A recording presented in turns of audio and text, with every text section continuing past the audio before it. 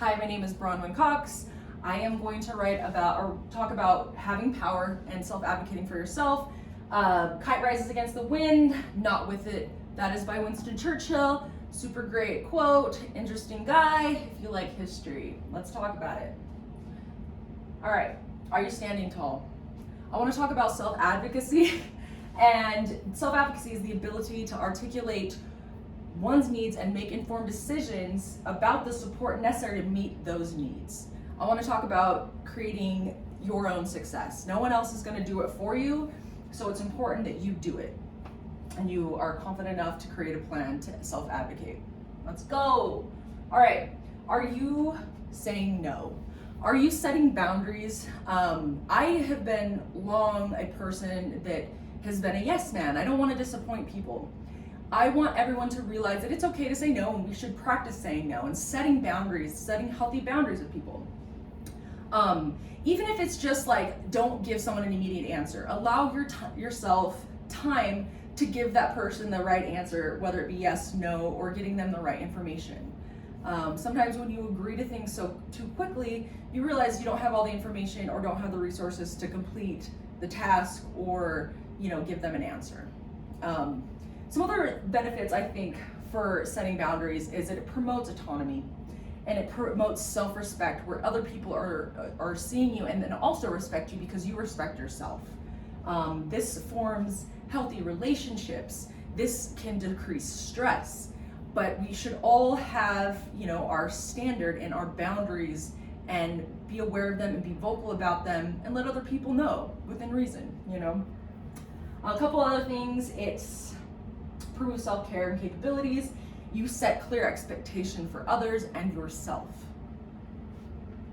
So saying no, super good. I wanted to throw quiet quitting in here because it's been coming up a lot on social media. It's been kind of a discussion lately.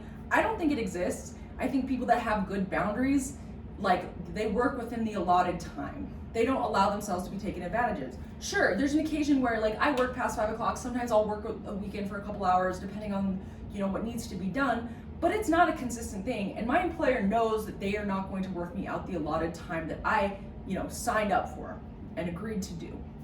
And I think everybody should follow that. If you don't value yourself, people will not value your time. And you are that voice that stands up for yourself. You are valuable. Let other people know. Quiet quitting is essentially just another form of boundaries. And just knowing that we're not like old school where we work 70 hours a week into our grave. This is 40 hours a week or whatever time that you're being paid for. And it's okay to let people know, I work in this time frame, I use my time effectively, and I'm not gonna be taken advantage of. So self-advocacy comes with a plan, a little bit of thought. I think the first thing you need to do is speak up and create a voice in whatever situation you're in, whether it be a friend group, family group, anything at all. It's great. Stay informed. Become a subject matter expert in whatever the task is at hand. Find what motivates you. Find your determination, and ask questions. Find the person that that does know about the topic and talk to them. Get them in your corner. Find that support. Find out and ask questions. Speak up. Problem solving. You don't always need to have the answers right away. A lot of the times things come to me later on. Allow yourself time to problem solve, get creative with it, write it down, ask questions to people that might know about it. Maybe just get second opinions on somebody who doesn't have eyes on it, fresh eyes. Ask for help, which I think kind of comes back to finding support.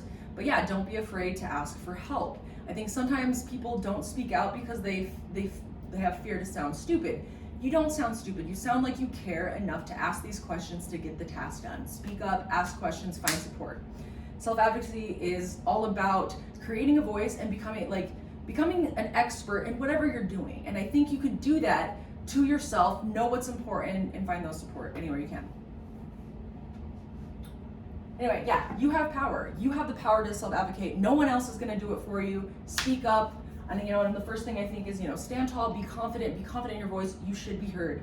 Boundaries, setting boundaries, quiet quitting, saying no, super important and healthy in any successful situation ever. Setting boundaries, because you're cutting out the trash, really.